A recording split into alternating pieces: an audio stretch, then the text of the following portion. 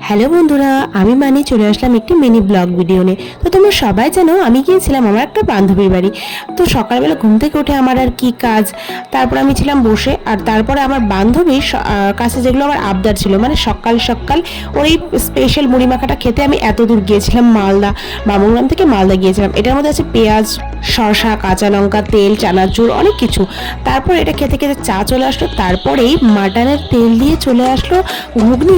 আরে বাস, একদিন ছিলাম, তার মধ্যে আমাকে যা খাইয়েছে, মানে আমার যা যা ওর হাতে খেতে ভালো লাগে প্রায় সবই খাইয়ে কমপ্লিট করে দিয়েছে। তারপর বললো দুপুরে কি খাবি, তখন আমি বললাম ফ্রাইড রাইস করিস। তারপর ও ফ্রাইড রাইস করলো, তার সাথে সাথে মাটনও করেছিল, আমি ভাবিনি এতটা। তো তারপর স্নান টান কমপ্লিট করার পর দেখি খাওয়ার রেডি, মাটন, ফ্রাইড রাইস, আর হচ্ছে শসা, আর যেটা আমার ফ্রাইড রাইস খেতে গেলে লাগে সেটা হচ্ছে পেঁয়াজ। আর এত সুন্দর দেখতে লাগছে, তারপর খেয়ে দেখলাম খুব টেস্ট হয়েছে।